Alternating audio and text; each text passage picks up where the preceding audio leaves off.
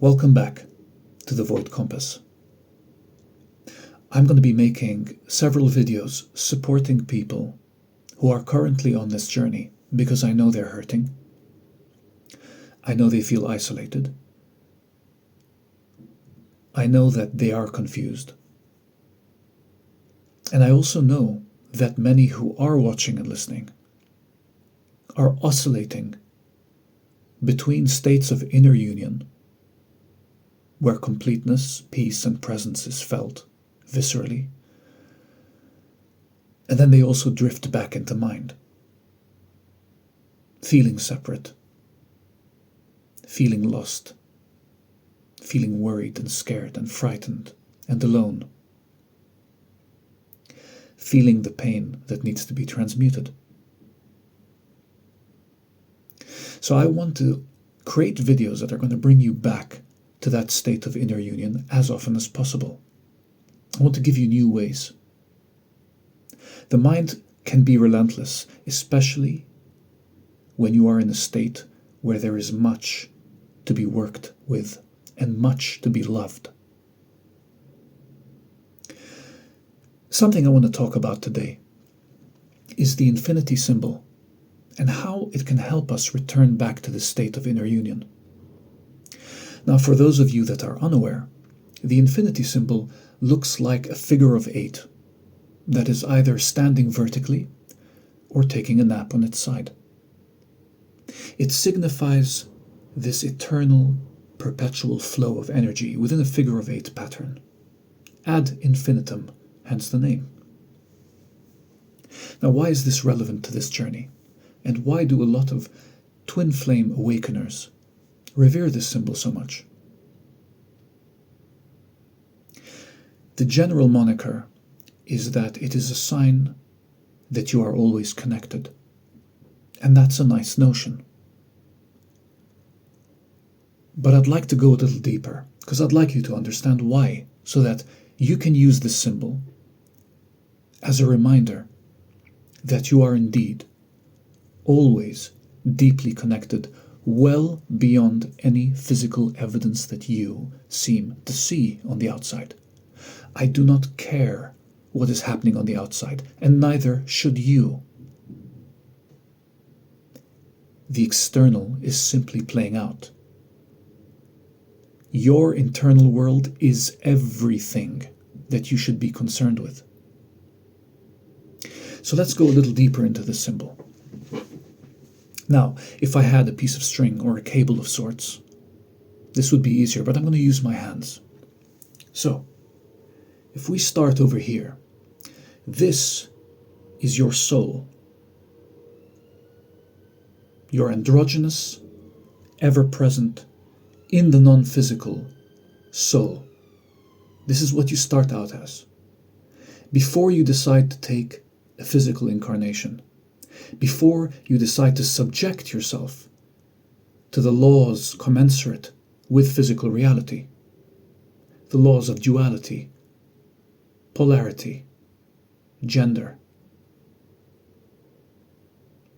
So you start out here,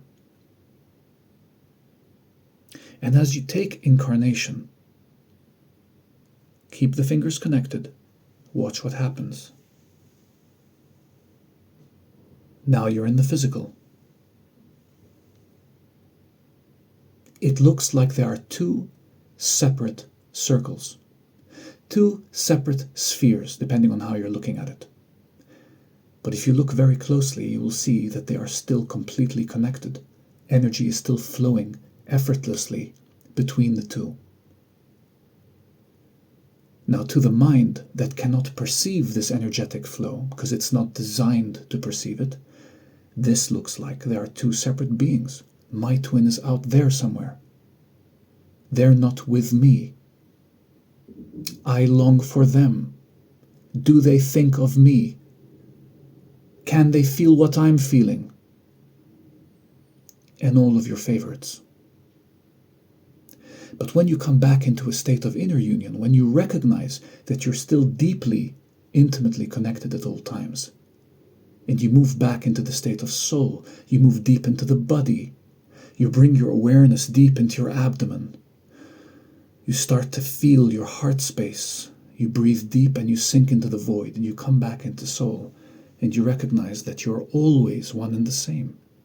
You are the same one soul. This is just the physical experience that you are having. It has to be this way, but you're still intimately connected.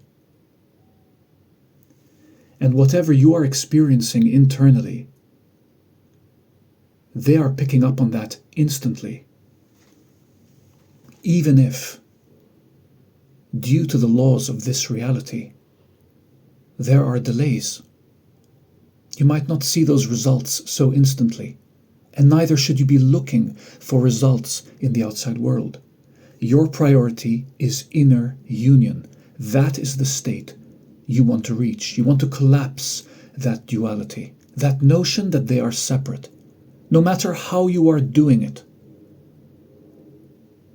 Whether you're viewing them separate physically, you're focused on the narratives happening in their life, or maybe you're not in contact at all, and you're wondering whether you'll ever see them again in the physical.